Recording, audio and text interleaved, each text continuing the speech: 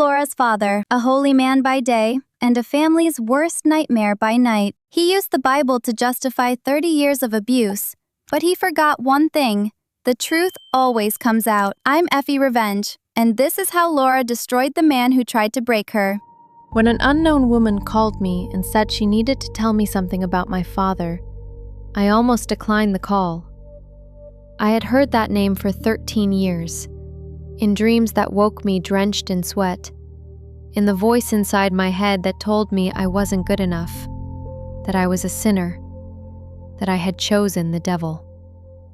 Pastor Richard Mitchell, my father, the community's beloved, a model Christian, a man hundreds of people called a saint, and the only person in the world I was truly afraid of. I didn't decline the call. I answered, and that call changed everything. But before I continue, please write in the comments where you're from and what time of day you're listening to this story. It matters to me to know you're here. My name is Laura. I'm 33 years old. I live in Atlanta. I have my own design studio, 2 employees, and an apartment I pay for myself. I built this life from scratch, with a backpack, 2 changes of clothes, and $1,200 sewn into the lining. I'm going to tell you how it happened, and why, 13 years later, I had to go back to the place I left.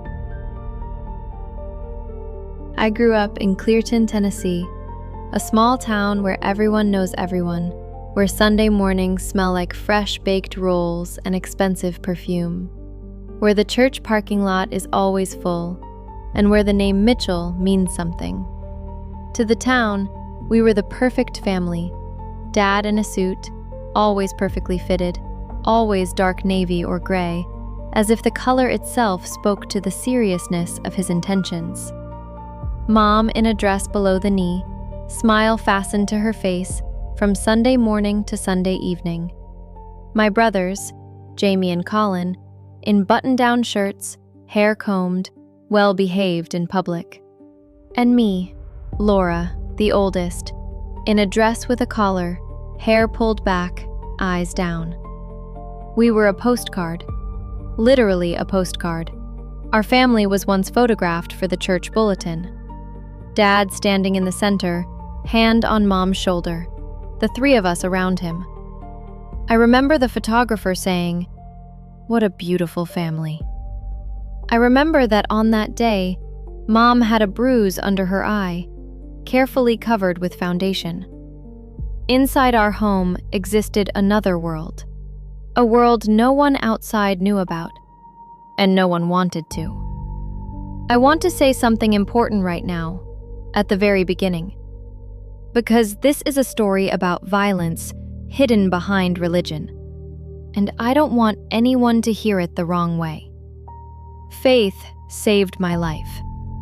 Not my father's faith, his distorted, convenient, cruel version of God. A God he invented for himself and wielded like a weapon. But real faith, the kind I found on my own. Through pain, through therapy, through years of loneliness in a city that wasn't mine. Faith that a person is created worthy of love and freedom. Faith that mercy is not weakness. Faith that God does not require a woman to stay silent while she is being beaten. My father used the name of God as a key to the cage he locked us in, me and Mom. But the key and the cage are not God. That was my father. I want you to remember that while you listen. Dad loved order. That sounds neutral. Loved order. Until you understand what he meant by it. Order meant dinner on the table at exactly 6 in the evening. Not 6:05. 6. Order meant no one interrupted him, argued with him, or laughed too loudly in his presence. Order meant his word was law, because he was a pastor, because he was the head of the household. because the Bible said so. And he knew how to read it better than any of us. Order meant that when something went wrong, we answered for it. Mom or me. Never Jamie, never Colin. I was 8 years old when I first fully understood the difference. Colin was 6. He knocked over Dad's favorite mug, an old one, inscribed, "World's Best Pastor," a gift from the congregation. He just knocked it off the table, accidentally, reaching for a cookie. Dad walked into the kitchen, looked at the pieces on the floor, looked at Colin, and said, calmly, almost gently, "It's okay, son. Be more careful." Then he looked at Mom. Mom took a blow to the shoulder, hard enough to send her into the corner of the kitchen table. She clenched her jaw so she wouldn't cry out. Colin hadn't understood anything. He had already run off to play. I understood everything. In our home, there were 2 categories of people. Those Dad loved and protected, himself and my brothers, and those who existed to serve his order, Mom and me. School was my salvation. I was a straight A student, not because I desperately wanted to be, but because it was the only way to get something resembling approval. Dad didn't praise good grades. He took them for granted. But at least he didn't punish me for them. Teachers said I had a talent for drawing. I drew everywhere, in notebooks, in the margins of textbooks, on lunch bag wrappers. I loved design, typography, the way you could put colors together so they said something words couldn't. At 15, I found a catalog of art schools at the library. I sat with it for an hour, holding it like something forbidden, because I knew it was forbidden. I showed it to Dad anyway. I don't know what I was hoping for. He took the catalog, flipped through it, set it on the table. "Art school is a hobby for rich kids with no real values. You have no business there." "But I want..." He looked at me. That look, cold, slow. "What you want, Laura, doesn't matter. What matters is God's will. And God's will is that a pastor's daughter doesn't embarrass her family with her fantasies. Do you understand me?" He threw the catalog away. In high school, I started to become friends with Casey Harper, a lively, loud girl with dyed hair who laughed across entire hallways just because she could. For the first time in a long time, I felt like an ordinary teenager. Dad met Casey once, saw the dyed hair, the nose ring, heard her laughing right there in the hallway. That same evening, "That girl is a bad influence. You will not spend time with her." I tried to object. He locked me in my room for 3 days. Mom brought food, silently.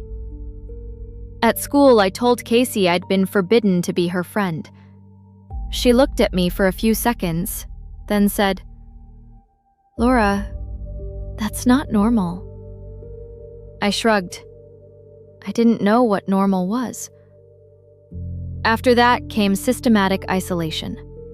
Dad vetted everyone I tried to befriend. He read my diary. I knew because I once found it not where I'd left it. He forbade me from seeing classmates without his approval. By 17, I didn't have a single real friend. Beatings. That's a word I couldn't say out loud for a long time. Not because they didn't happen, but because when you grow up with something like that, you have no frame of reference. You're told, Dad loves you, Dad is correcting you, it's for your own good. He didn't hit brutally. He hit deliberately. An open palm across the face leaves fewer marks. 2 fingers pressed hard into the shoulder. painful, but hidden under clothing. Once, I was 16. He hit me on the head hard enough that my ears rang and everything went blurry. I gripped the table to keep from falling. He calmly finished the sentence he was speaking, turned, and walked out of the room. Mom came over afterward. She handed me a glass of water. She said nothing.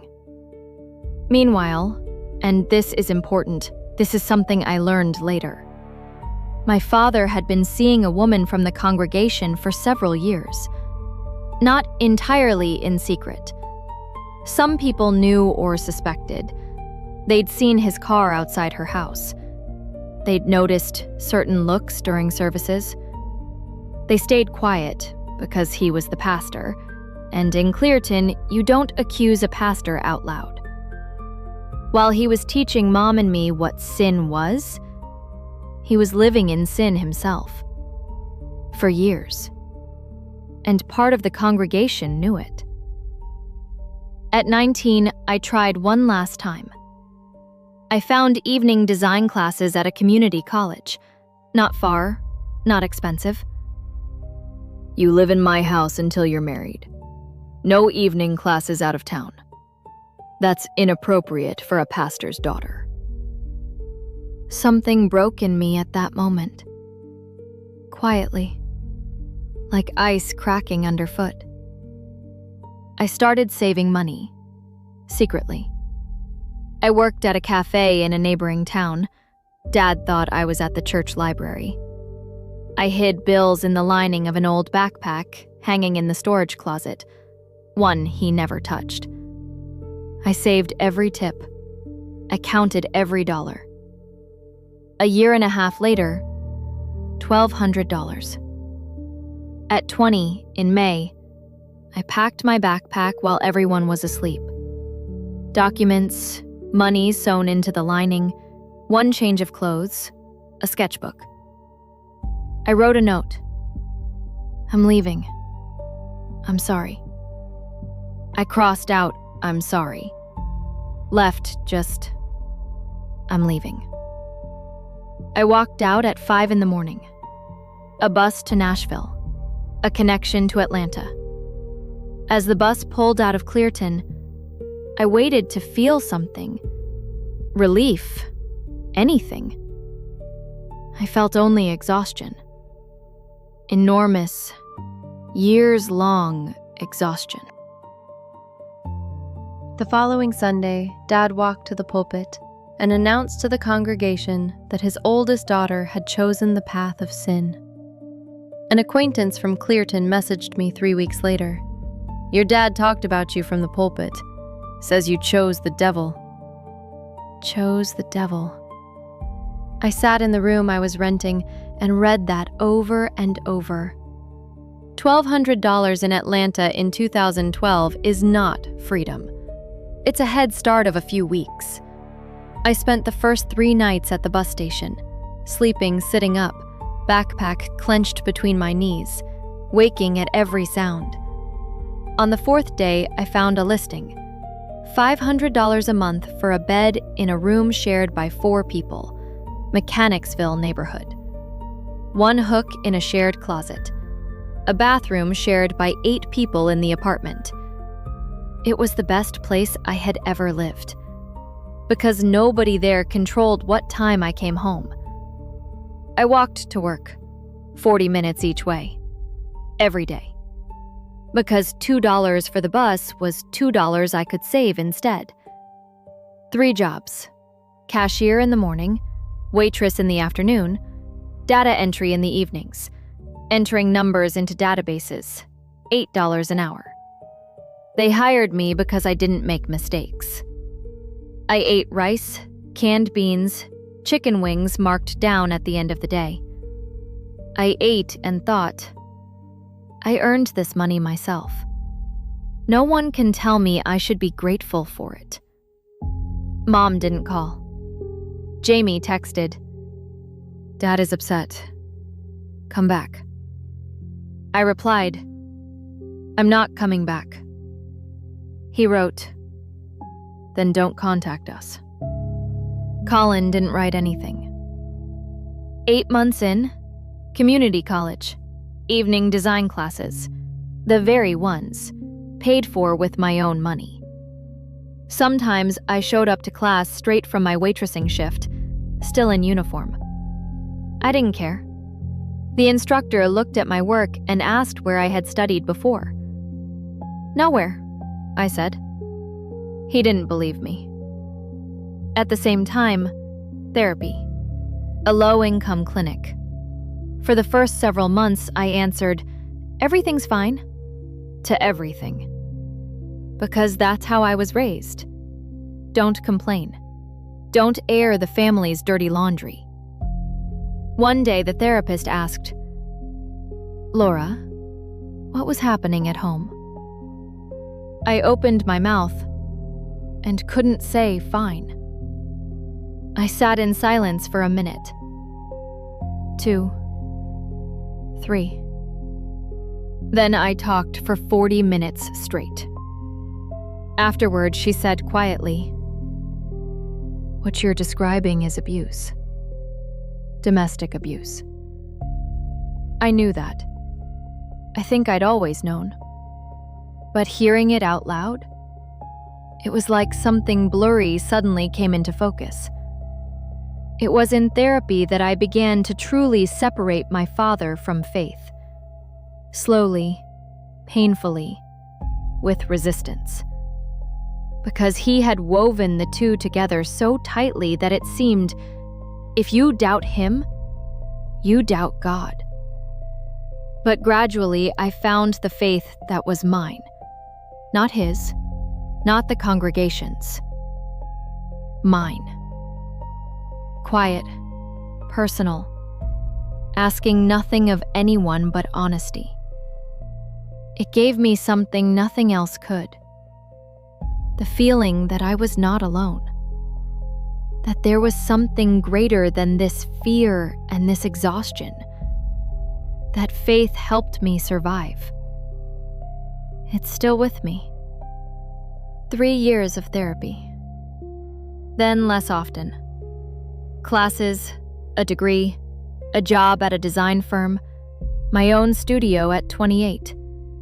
1 rented desk, 1 laptop. First clients from word of mouth. At 33, 6 regular clients, 2 employees, a real apartment with a real bedroom. Not wealthy. Free. That was better. Cleerton existed like something unreal. A city from a dream you had so long ago you're not sure it was real. I didn't go back. I thought that account was closed. I was wrong. Thursday evening, 7:30. Unknown number, Tennessee area code.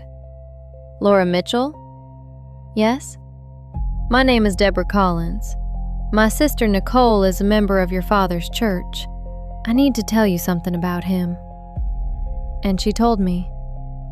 Nicole Collins, 38 years old, single mother, a member of Richard Mitchell's church for 12 years. 10 years ago, the pastor began mentoring her. A young single mother, she needed support. The affair began 2 years into that. It wasn't a secret to everyone, Deborah said, and I could hear the bitterness in her voice. Some people in the congregation knew, or suspected. They'd seen his car outside her house in the evenings, noticed things at services. They stayed quiet because he was the pastor. Because that's not something you say out loud about a pastor.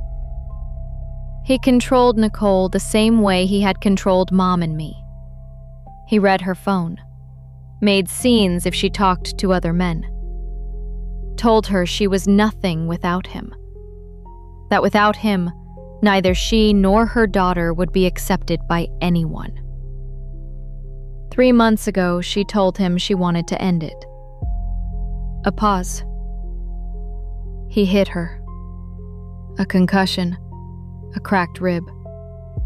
She told the police she fell down the stairs. I closed my eyes. There were no stairs. Deborah said. Why did she say that? Because she was afraid. He's Pastor Richard Mitchell. The entire congregation stands behind him. But there's something else.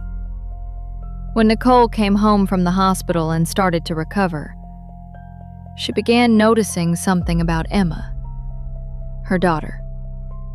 She's 14. I listened. He started controlling her, the same way he started with Nicole in the beginning, telling her what to do, who to spend time with, reading her messages, under the guise of spiritual guidance. Nicole thought at first it was just care, that he was helping.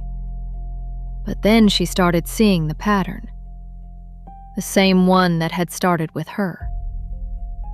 Deborah's voice hardened. Nicole was scared. Not for herself, for her daughter. For what kind of person was entering her child's life and starting to define it. She could see Emma already beginning to live in that same bubble of fear and dependence on his approval that she herself had lived in. And that broke her. She could not allow her daughter to walk the same road she had walked. She paused, then added, I stayed quiet about myself. I could not stay quiet about her. When would you like to meet? I asked. I left Atlanta early in the morning. April in Tennessee. Flowering dogwood trees lining the road, white and pink, so delicate that looking at them while knowing where you're headed is almost painful. Nature here has no idea what is happening inside people. I hadn't been to Cleerton in 13 years. We met with Deborah and Nicole at a cafe on the edge of town, away from the church. Nicole turned out to be a woman who had once, clearly, been very alive. You could see it, in the way she sometimes started speaking quickly and then caught herself. Life was still in her, but she had been taught to keep it buried deep. She had a cheekbone carefully covered with foundation, a yellow bruise underneath. I recognized that makeup. We sat for 3 hours.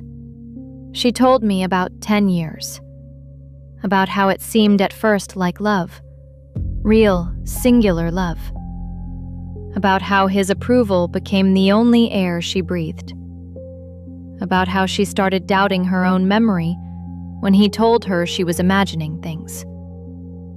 I listened and thought, I know these words. Dad did the same things. With me, it was just called parenting. He always said he loved me in a way no one else was capable of. Nicole said quietly, that I should be grateful. Yes, he said that to all of us. Nicole spoke about Emma with that particular maternal terror, when it's not yourself you're afraid for, but your child. And that is the worst fear of all. I would look at my daughter and see myself. I could see her starting to wait for his approval, lighting up when he was pleased, freezing when he wasn't. I know that feeling from the inside. I know what it is. And I could not watch her walk into it. She went quiet, then added, I stayed silent about myself. I could not stay silent about her. We talked through the plan. On the board of elders, there were 3 people who had long sensed something was wrong. An open council meeting was coming up, a routine one. Any congregation member could stand and speak. If you speak, said Deborah, then me, then Nicole, That's no longer one bitter woman. That's a chain. That night in the hotel room, I found the church bulletin in the church website's archive. Printed it out. The perfect Mitchell family. I picked up a red pen. I circled Mom's shoulder in the 1998 photograph. That same shoulder that was bruised under layers of foundation the moment the shutter clicked. I wrote the date next to it, and one word. Bruise. I circled my own face. I'm 15 there, eyes down. I wrote, 1 year later. Blow to the head. Held on to the table to keep from falling. I folded the pages, put them in a folder. If they wanted to listen, they would have something to see. Friday, the church assembly hall. Wooden pews, state and American flags near the stage. A portrait of Jesus on the wall. The smell of old wood and polish, a smell from childhood. About 80 congregation members. Faces I had known since childhood, older now, but recognizable. Whispers when I walked in. I heard my name. Dad sat in the front row. Dark navy suit, straight back. He saw me, I was certain, and his face didn't change. He just looked forward. Mom sat beside him. She had aged. She seemed smaller somehow. When she saw me, her hands began to tremble. She clasped them together in her lap. The meeting ran its course. Roof repairs, a mission trip. I sat and listened to my father's voice, calm, authoritative, and felt something cold in my stomach. Then the moderator asked if anyone had a word for the council. I stood. Before he could say anything, I walked to the elders' table and placed the pages in front of them. Printouts from the bulletin with red circles and handwritten dates. One of the elders picked up a page, looked at it. Something changed in his face. The moderator opened his mouth, but a murmur rose in the hall. In small towns, rumors always run ahead of the truth. People had heard things for years, felt things, wanted to understand. Several voices at once. Let her speak. The moderator closed his mouth. My name is Laura Mitchell, I said. I am the oldest daughter of Pastor Richard Mitchell. I haven't been here in 13 years. I came because there is something this congregation needs to know. I spoke. About childhood. About Colin's mug and Mom's shoulder. About the catalog. About the isolation. About the blow to the head at 16. About how he declared me a servant of the devil from the pulpit, while he himself had been cheating on his wife for 10 years. And about the fact that some people in this very room had known about it, and had stayed quiet. Those last words fell into the hall like a stone into water. The hall erupted. That's a lie! How dare you come here? You came to destroy this church! Dad stood slowly. Everyone went silent. He turned to face me. His face, calm at first. Then it began to change. Slowly. Like an actor stepping into a role. His chin trembled. His eyes glistened. Laura, he said. The voice broke in with professional precision, nauseating in its accuracy. My girl. A pause. He swept his gaze across the hall, making sure everyone was watching. I have prayed for you every single day you were gone. Every single day." His voice caught at exactly the right moment. "I don't know what those years did to you. I don't know who taught you to see your own family as enemies, who put this bitterness inside you." He shook his head slowly, with an expression of deep sorrow.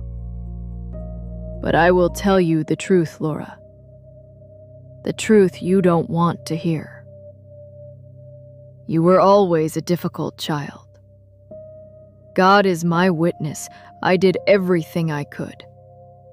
I prayed. I guided. I forgave. And you were already carrying a seed of rebellion inside you. A seed of pride. You always put yourself above family, above God." He took a step forward. "You think you came here today for the truth? No. You came for yourself, for your grievance, to look like a victim in front of people who knew you as a child and saw who you really were. Ungrateful, hard-hearted. You abandoned your mother. You abandoned your brothers. You abandoned God. And now you come here with this filth." His voice rose. Not to a shout, no. He never shouted. This was worse than shouting. "I forgive you, Laura, because that is my duty as a father and as a pastor. But let everyone in this room see, this is not a testimony. This is revenge. This is sin. And God sees straight through you, even if you can no longer see yourself." He sat down, slowly, with dignity. Several women in the hall were wiping their eyes. Someone shouted at me, "Leave!" Someone else, "Shame on you!" A man stood up and said I was disgracing this church's legacy. I stood and waited for it to quiet. Honestly, it hurt. Not because I believed a single word he said, but because I knew how it worked. He had just performed surgery on a live audience, and part of it believed him. Part of it always does. But I stayed standing, because then Deborah stood up. Everyone knew Deborah. She had attended this church for 6 years. She was one of them. My name is Deborah Collins. My sister Nicole has been a member of this congregation for 12 years. 3 months ago, she was hospitalized with a concussion and a cracked rib. She told the police she fell down the stairs. The silence became dense. There were no stairs. Someone gasped. I'm asking my sister to say that herself. Nicole stood up, one hand on the back of the pew. Back straight anyway. Head up. I didn't fall down any stairs. Quiet. Steady. Pastor Richard Mitchell hit me. We were in a relationship for 10 years. I wanted to end it. He hit me. The silence was so complete, I could hear my own heartbeat. Then, many voices at once. I looked at Dad. The mask slipped for a second. 1 second. And I saw the face I had known since childhood. Not the pastor. The man who had been caught. Then the mask returned. but it was already too late. On Saturday, Nicole went to the police. She withdrew her previous statement. She wrote a new one, with every detail. I waited outside. When she came out, pale, exhausted, but straight-backed, I just nodded. She nodded back. On Monday, I met with an attorney. Your testimony won't put him away for what he did to you in childhood, She said plainly. the statute of limitations. But it can do something more important. His defense attorney will build the case around reputation. Model pastor, loving father, isolated incident. Your testimony and your mother's testimony constitute pattern of behavior evidence. Proof that this is a system, not a breakdown. That this is how he has always lived. That was exactly why I gave my testimony. Specific incidents, specific dates. Not to punish him for my childhood, so that the prosecution could prove what happened to Nicole was not the first time, not a moment of rage, a tool. Then Mom called. Susan Mitchell called her daughter for the first time in 13 years. Laura. Mom, I gave my statement this morning. I went in on my own. My throat tightened. Good, Mom. I'm so sorry. For everything. For all those years. For staying silent. I know. You don't have to forgive me. I just wanted you to know. Before she hung up, you were right to leave. I want you to know that. Thank you for saying that. It was Mom's testimony that destroyed his greatest weapon, his reputation. He could call Nicole a liar. He could call me a bitter runaway. But his own wife, who walked into a police station on her own, he could not. Pastor Richard Mitchell was arrested 3 weeks later. Charges: aggravated assault. Nicole's case. Mom's and my testimony admitted as propensity evidence, proof of a behavioral pattern. His defense attorney tried to build the case on reputation. There was no reputation left. Guilty verdict. Real prison time. I didn't go to the trial. I went back to Atlanta and worked. I opened my laptop in the mornings, drank coffee, made revisions to design files. I lived my life. I learned about the verdict from Mom's call. They took him away. I know, Mom. She was crying quietly, the way someone cries who isn't used to crying. You did the right thing giving your testimony. I should have done it sooner. But you did it now. A pause. How are you, Mom? Tired, but differently. Not the same kind of tired. I understood what she meant. About the brothers, separately. Colin wrote a few days later. Short, awkward, honest in its clumsiness. I didn't understand. I'm sorry. I read it. I haven't responded yet. Jamie is a different story. While the investigation was ongoing, he was posting on Facebook, defending Dad. My father is a man of God being attacked by liars. Don't believe those who want to destroy a true pastor. Likes from congregation members. Then the comments started appearing under his posts. First, 1 or 2. People who had seen things, known things for years. Then more.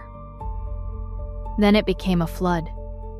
People from the congregation. People he thought were his allies. Jamie deleted all the posts at once. in the middle of the night.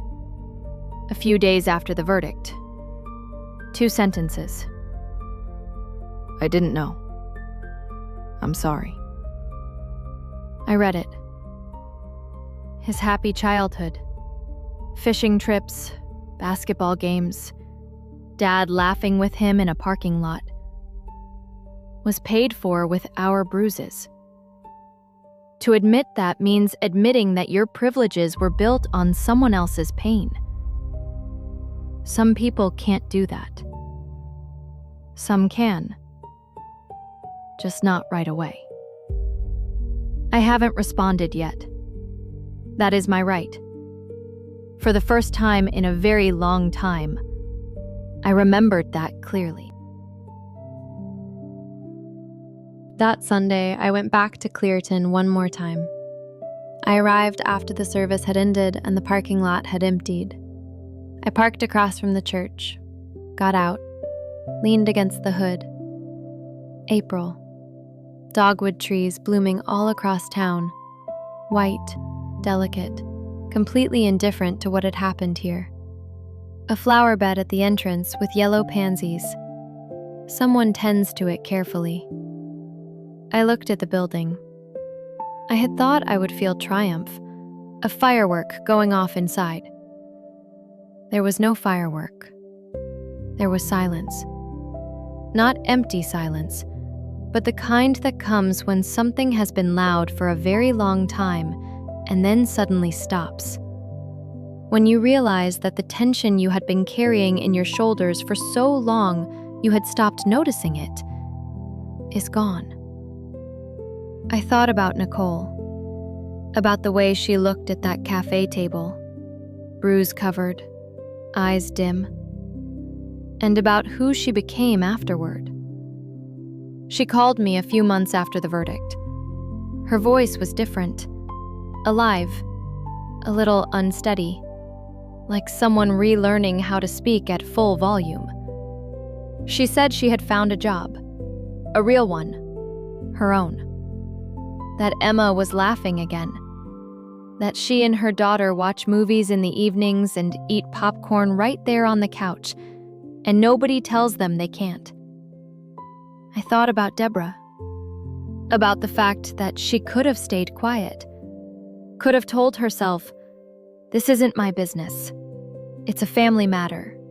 It's a church matter. But she found me, a stranger in another city, because she couldn't do otherwise. I thought about Mom, about the call she made herself, about the statement she gave herself. 30-some years of silence, and she found the strength anyway. Not right away, but she found it. She moved in with her sister in another city. We talk now. Rarely, carefully, like people relearning how to trust each other. But we talk. I thought about Emma, who is now growing up without that man in her life, who may never fully know what she was protected from. And that's fine. Let her not know. I thought about myself at 20, with a backpack at a bus stop at 5 in the morning, $1,200 sewn into the lining, not knowing whether I would survive. 3 nights at the bus station, 40 minutes walking to work every day, my waitress uniform at design class, those 40 minutes talking in a therapist's office, and the word that finally named everything for what it was. We all walked through something that could have broken us. There were 4 of us. Me, Mom, Nicole, Deborah. We didn't know each other. Years, cities, fear, and silence separated us. But we stood up. Each of us at her own moment, each in the way she could. And what had seemed impossible, an untouchable pastor, 30 years of reputation, an entire congregation standing behind him, crumbled. Not because we were strong from the beginning, but because at some point, each of us decided that staying silent was no longer possible. That's all it takes. Sometimes. Just that decision. I looked at the church for another moment. Then I smiled. Unexpectedly. Quietly. Without effort. I straightened up. Opened the door. Got in. Started the engine. Pulled out. Didn't look back. The road to Atlanta, through the hills, past dogwood trees along the roadside, past Bible verses on signs along the highway. I read them now without fear. Just words. Good words, when no one turns them into a weapon. I thought about 2 new clients next week, about calling my therapist, about a new monitor for the studio, about how I want to call Mom this weekend. Just a call. No reason needed. Ordinary thoughts. The best kind of thoughts there are. Atlanta was ahead. My life was ahead. And for the first time in a very long time, I was glad of that. If this story touched you, share it with someone who might need it. Sometimes the most important thing is simply knowing you're not alone. I'm absolutely blown away by these women. They came from completely different worlds, opposite sides of his lies, and still found each other and took down the monster who betrayed them all. Watching them stand together like that, that's the ultimate revenge right there. What do you think about this kind of sisterhood? Drop it in the comments. I'm Effy Revenge. Subscribe and stay on the right side of justice.